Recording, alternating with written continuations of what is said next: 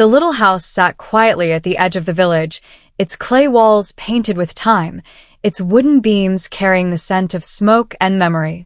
Evening had settled gently across the land, spilling its last golden light through the window. The air was soft, filled with the faint rustle of leaves and the distant call of birds returning home. Inside, the room was small but warm. The wooden floor creaked under the weight of years, the walls lined with hand-woven cloths, faded photographs, and shelves of jars filled with herbs and spices. A single oil lamp flickered in the corner, though for now, the glow of the dying sun was enough to fill the room with a soft, nostalgic haze. Dust floated in the beams of light like tiny fireflies suspended in silence. On a low wooden chair, cushioned with old fabric that had been patched too many times to count, sat the grandmother. Her body was frail now, her back bent slightly forward, her shawl wrapped around her thin shoulders. But her presence carried a quiet dignity. Her hands rested on her lap, hands marked by deep lines and calluses, the kind of hands that had tilled soil, carried water, soothed fevers, and held onto life even when it tried to slip away. They were wrinkled, yes, but gentle, with a softness that only came from decades of giving. Her eyes, though tired, were alive. They had seen too much, lost too much, but still held the tenderness of a woman who had never allowed life to harden her heart. They glistened as she looked out the window, watching the sun sink slowly behind the distant fields. At her feet, cross-legged on a woven mat, sat her grandchild, a boy of 8, small and curious, with a mop of unruly hair that always seemed to fall into his eyes. He leaned against her knees, his little hands playing with the fringes of her shawl. His presence was like the spark of a new flame in an old hearth, innocent, restless, and endlessly curious. "Grandma," he whispered, his voice soft as though he didn't want to disturb the silence that wrapped around them. "Why do you always look at the sunset like that?" The grandmother turned her head, her lips curving into a faint smile. Her voice, when it came, was low and textured, like the pages of an old book being turned. "Because, my little one, the sunset reminds me of all the evenings I have lived through. Each one different, each one carrying a piece of my story." The boy tilted his head, eyes wide, his fingers now tracing the wrinkles on her hands. "Will you tell me your story?" "All of it." For a moment, she closed her eyes. The weight of years pressed down on her, but so did the warmth of the boy's touch. She inhaled slowly, drawing in the familiar sense of wood smoke, tea leaves, and the faint fragrance of jasmine that grew outside the window. When she exhaled, it was as though she was breathing out pieces of her past. "My story is long, child," she murmured. "It is filled with both light and darkness. Some parts may make you sad." "That's okay," the boy said quickly, leaning closer. "I want to know everything. I want to know what made you you." She looked at him then, really looked at him, his eyes wide and unbroken by the weight of the world. Her heart swelled with something bittersweet, hope and ache tangled together. She placed her palm gently on his cheek, her skin rough against the softness of his youth. "Then listen carefully," she said, "because stories like mine are not written in books. They live only in the hearts of those who remember." The boy nodded eagerly, his small hands wrapping around hers as though he feared the story might slip away if he let go. The grandmother leaned back in her chair, her gaze drifting once again to the last rays of sunlight spilling across the floor. Her voice trembled at first, but slowly it grew steadier, carrying the rhythm of memory. "I was once like you, a child full of questions, living in a house not so different from this one. But the world I grew up in was not gentle. It was filled with hunger, with fear, with days that stretched longer than they should have, and nights that felt like they would never end." The boy's fingers squeezed hers. "Were you scared?" Her lips curved faintly, though her eyes carried the shadow of something deeper. "Yes, little one. Many times. But fear is not the end of the story. Fear teaches us to be brave, even when we think we cannot." Her voice lingered in the room like a spell. The boy didn't move, hardly dared to blink. She continued, "I remember one evening, much like this one. I was about your age, maybe a little older. My mother had sent me to fetch water from the well at the edge of the fields. The sun was setting just like today, golden and soft. I thought the world was beautiful, even though we had so little.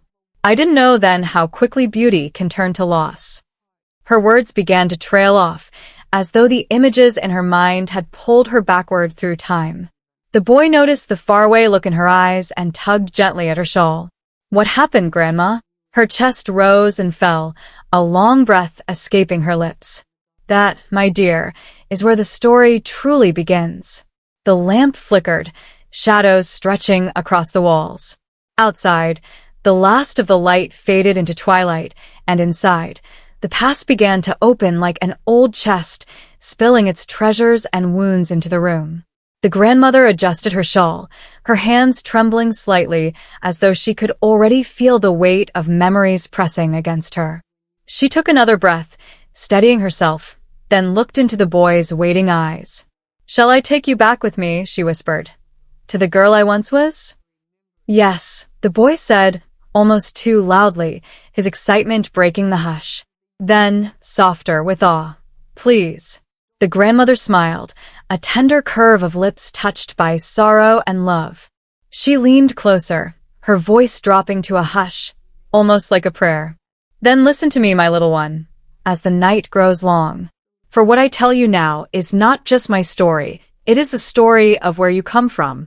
It is the story of blood, of tears, of love that refuses to die." The boy rested his chin on her knees, his eyes wide as the first chapter of her life unfolded, as real in his imagination as the evening shadows that now danced around them. And with that, the grandmother's journey began, through hardship, through loss, through resilience, through life itself. The grandmother's eyes softened, drifting past the walls of her little home, past the years that separated her from the girl she once had been. The boy held his breath, sensing the shift in her silence, as if the air itself leaned forward to listen. "When I close my eyes," she began, "I can still see it, the house where I grew up. It was small, smaller than this one. The walls were made of mud and straw, and the roof leaked when the rains were heavy. But to me, as a child, it was the whole world. A world filled with smells and sounds I thought would last forever." Her voice trembled like a string touched gently by the wind, and in her mind, the room around her dissolved. She was barefoot, a little girl no older than 9, running across a dusty yard where chickens clucked and scratched. The earth was warm beneath her feet, and the air was rich with the smell of damp soil after an afternoon drizzle. Beyond the yard, fields stretched out endlessly, green stalks swaying under the weight of grain that would one day feed them, if the harvest was kind. Her mother's voice called from inside, warm and firm all at once. "Amina, bring your brother inside before the sun disappears." Amina, that was the name she carried in her youth. She laughed, her voice ringing like a bell as she grabbed her younger brother's hand. He was only 5, with wide eyes and a mischievous grin, always running faster than his little legs should allow. She pulled him inside their home, where the dim light of dusk crept across the floor. Her father sat cross-legged on a mat, mending a fishing net with hands that bore the marks of endless work. His hair was already graying at the temples, though his back was strong. He looked up at his children and smiled, a weary but loving smile. Her mother stirred a pot over the fire, the smell of lentils filling the room. Her hands moved with practiced grace, though her face was lined with exhaustion. Life had never been easy for them, but in those moments, when the family gathered as the sun dipped behind the hills, there was peace. "I remember," the grandmother whispered, her voice heavy with longing, "how we used to sit on the floor together, eating from one bowl. We had so little, yet those meals felt like feasts to me. My brother and I would fight over the last piece of bread, and my mother would scold us, but her eyes would shine with secret laughter. That was happiness." The boy, sitting at her feet in the present, leaned closer. "What was your brother's name, Grandma?" Her lips curved, and her eyes shimmered with unshed tears. "Yusuf. He was the light of my childhood. We shared everything, our games, our secrets, even our hunger. Her gaze drifted back into the past. In the glow of the fire, Amina and Yusuf pressed close together, whispering about adventures they dreamed of. Yusuf always wanted to be strong like their father, to carry nets filled with fish and bring home food for everyone. Amina, though she never said it aloud, wanted something different. She wanted to see the world beyond the hills, to know what lay past the river that marked the end of her village. But childhood dreams are fragile. The grandmother's voice wavered as she spoke. Those were the last years of innocence, my little one. We didn't know how quickly life could change. We didn't know how the world outside our small home was shifting, moving like a storm waiting to break. The boy frowned, his small hand reaching to hold hers. What happened, Grandma? She squeezed his fingers gently. Patience, child. You must see the world as I saw it, to understand what was lost. She remembered the festivals, bright cloths hanging between homes, drums beating through the night, the taste of sweet cakes that melted on her tongue. She remembered her mother's lullabies, sung in a voice both tender and tired, weaving through the darkness as the children drifted to sleep. She remembered laughter. She remembered light. And she remembered the first time she saw fear in her parents' eyes. It was a night when the air was heavy, the silence too sharp. Her father had returned late, his face grave, his hands trembling as he closed the door behind him. Amina and Yusuf had peeked from behind the curtain, watching as he whispered to their mother. She couldn't hear the words, but she felt them, the way they clung to the air like smoke. Her mother's hands had flown to her mouth. Her father's shoulders sagged. That was the night Amina learned that safety was not promised, that the world beyond their home could reach in and shatter everything. The grandmother's voice faltered in the present, and she fell silent for a long moment. The boy looked up at her, his eyes wide with worry. Grandma, are you okay? He asked softly. She nodded slowly, brushing her hand over his hair. Yes, little one. It's just that some memories are heavy, but they must be told, or they disappear. The boy pressed his cheek against her lap. I want to carry them for you, Grandma, so you don't have to keep them all alone. Her heart ached at his words, tender and pure. She bent down, pressing her lips to the crown of his head. You are braver than you know. She leaned back again, her eyes returning to the window, to the shadows of the past that waited there. My childhood was short, too short, she whispered. But it was where my strength was born, and it was where I first learned that love and loss walk hand in hand. That night, as the oil lamp flickered low, the boy stayed awake longer than usual, his small hand still wrapped in hers. He didn't want to miss a single word. And the grandmother, though her voice grew softer, began to guide him deeper into her memories, into the days when laughter turned to silence, when innocence gave way to survival. The story was only just beginning. The grandmother's voice grew low, as though speaking of those days required not only memory but courage. The boy leaned closer, sensing the heaviness in her silence, his little hand never leaving hers. There comes a time, child, she began slowly, when the world you know changes in a single breath. One day you are laughing, running through fields, and the next you are running for your life. That is what happened to me. That is how my childhood ended. The memory returned with cruel clarity. The sky had been thick with smoke that morning. Amina woke to the sound of shouting, the air already tasting of ash. Yusuf clutched her hand as they stood in the doorway, their mother's face pale, her eyes darting like a bird trapped in a storm. Their father rushed inside, his clothes streaked with dust, his voice breaking as he told them they had to leave. There are soldiers in the fields, he said, his words sharp, frantic. They are burning the villages, taking what they want. We cannot stay here. Amina didn't fully understand. She was still just a child. But the fear in her father's eyes carved itself into her memory. He was a man who rarely bent, who faced storms without flinching. To see him tremble was enough to shatter her own sense of safety. Her mother packed quickly, tossing what little food they had into a sack, wrapping her children in shawls to shield them from the cold. Her hands shook so badly that Amina, though small, reached to help, clutching the bread as though her touch could keep it safe. Outside, the world had turned to chaos. Smoke curled into the sky, and the distant crack of gunfire echoed like thunder.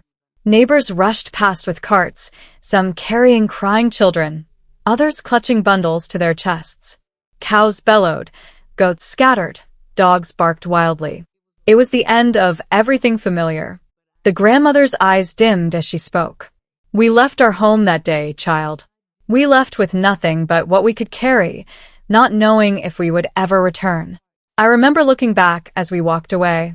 The little house, the yard where Yusuf and I used to play, it all grew smaller and smaller until it disappeared. That was the last time I saw it. The boy's lips parted, his breath caught in his throat. Did you ever go back, Grandma?" Her voice broke. No. The war took it from us. The war took more than I can ever name. The road was crowded with fleeing families. Dust rose beneath their feet, clinging to their skin, choking their lungs. Amina held Yusuf's hand so tightly that his fingers ached, but neither of them dared to let go. By nightfall, they reached the edge of the river. Fires burned in the distance, lighting the sky in a way no child should ever see. They huddled together, her father whispering promises that they would be safe soon, her mother's arms wrapped around them as if her embrace could shield them from the world.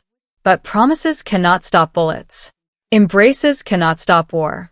The grandmother's voice faltered, her eyes filling with shadows. She took a long breath before continuing. "That night, everything changed," she whispered. "There was shouting, the sound of boots, the crack of rifles. We tried to hide, but chaos has a way of finding the innocent." She closed her eyes. For a moment, she was no longer in the warm room with her grandson. She was back by the river, clutching Yusuf's hand in the darkness, her heart pounding so loud she thought the soldiers could hear it. They had been ordered to run. Her father had shouted for them to go, to cross the river, to keep moving no matter what. Amina ran, Yusuf stumbling beside her, their feet splashing through the shallows. Gunfire split the night. Screams tore the air. And then, her voice cracked. The boy squeezed her hand, his eyes wide with fear, but he didn't speak. He only held on tighter. "And then," she whispered, tears finally breaking free. Yusuf's hand slipped from mine. The memory was sharp, unbearable. One moment he was there, his small body pressed against hers, his breath ragged with fear. The next, the world exploded with sound, shouts, shots, fire. She stumbled forward, calling his name, but the river swallowed her cries. She looked back only once, saw his small figure stumbling, reaching for her, and then he was gone. The current carried her away, her mother's arms pulling her, her father's voice urging them onward. But Yusuf, she never saw him again. The grandmother's body trembled as she spoke the words aloud.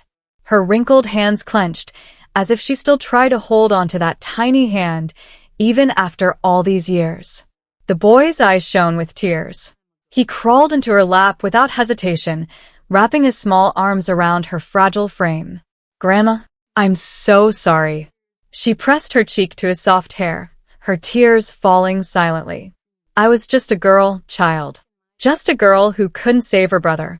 That guilt has lived in my bones ever since. The war took him from me. It took my home, my childhood, my laughter." The room was quiet, but for the sound of the oil lamp flickering. Outside, night had fallen completely, the world wrapped in shadow. The grandmother stroked the boy's back, her voice growing steadier, though the ache in it remained. "But listen to me, little one. Even in the darkest nights, the heart must keep beating. Even when we lose what we love, we must keep walking. That is what my parents taught me. That is how I survived." She kissed the boy's forehead gently, her tears drying into a fragile smile. "And it is because I survived, because I carried on, that you are here today. That is why we must remember, not to drown in sorrow, but to keep the ones we lost alive inside us." The boy sniffled, his arms tightening around her. "Then I'll remember Yusuf too, Grandma. I'll carry him with me."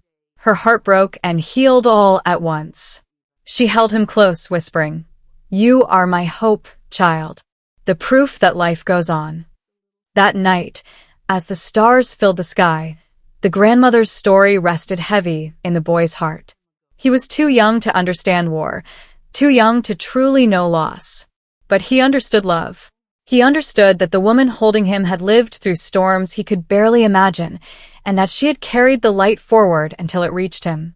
And in that moment, in the quiet of their small home, the past and the present intertwined, bound by grief, bound by love, bound by the promise that stories live on as long as someone remembers. The grandmother let out a slow breath, her voice still carrying the weight of Yusuf's absence.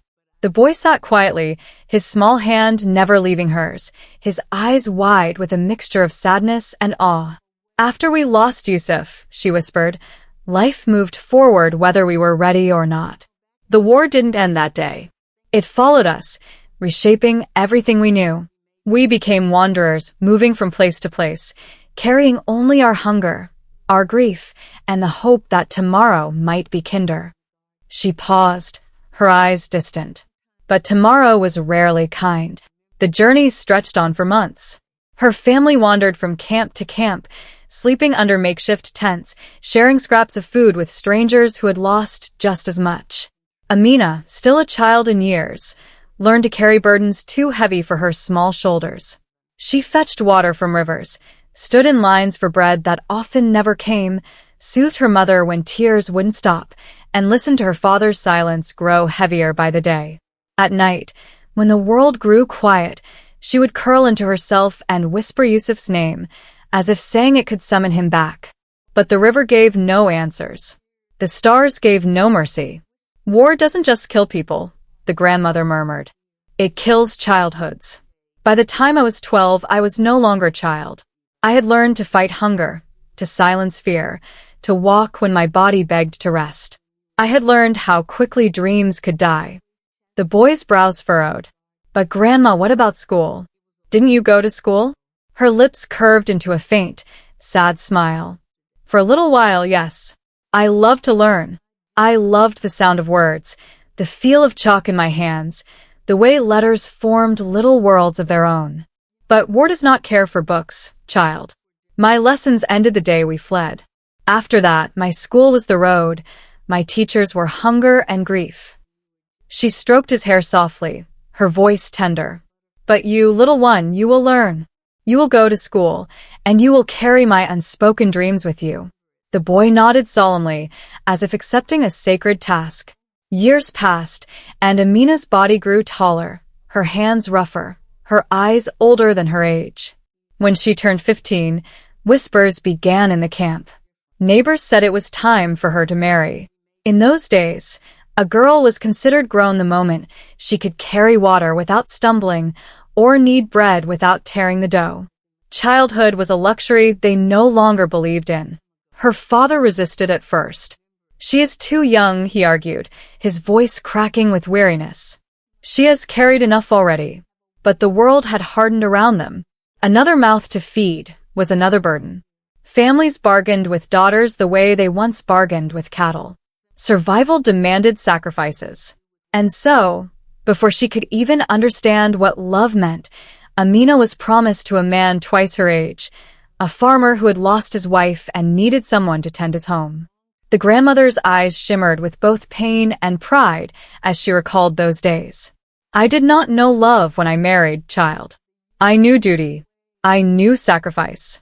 I knew that sometimes we must walk into lives we do not choose, because choice is a luxury reserved for others."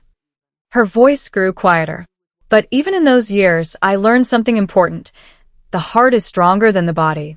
It bends, it breaks, but it does not stop beating. Not unless we let it." The wedding was simple, almost somber. No drums, no bright cloths, no laughter. Just a gathering of tired faces, a promise spoken with dry lips, a meal of flatbread and watered-down stew.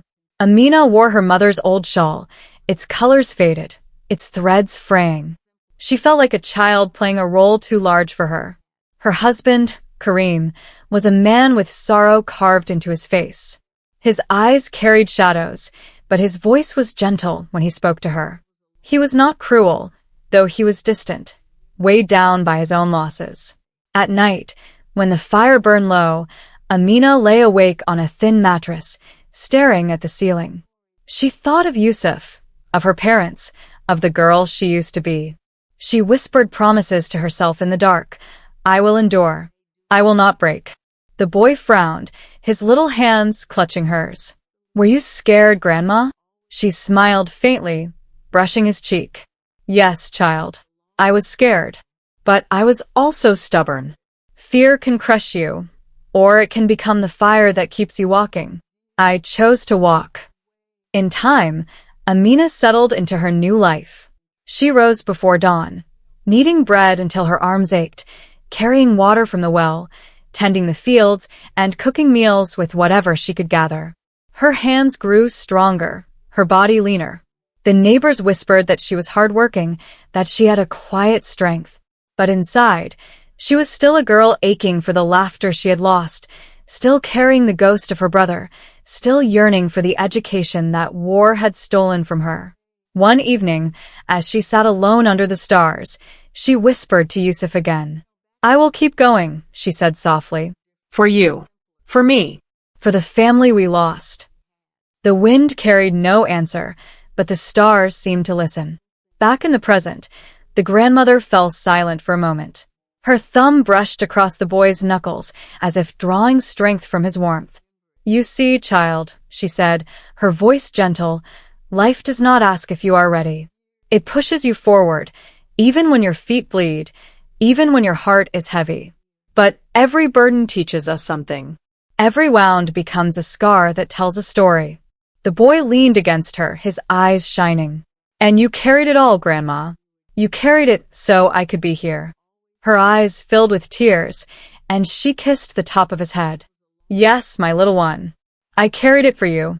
And one day, you will carry my story forward, so the world will remember not just the pain, but the strength that grew from it. That night, as the oil lamp burned low, the grandmother's story lingered in the room like smoke, wrapping itself around the boy's heart. He didn't understand everything yet, not the weight of duty, not the loneliness of a child bride, but he understood enough. He understood that his grandmother had walked through fire and emerged with love still in her heart. And he understood that her story was not just hers. It was his inheritance.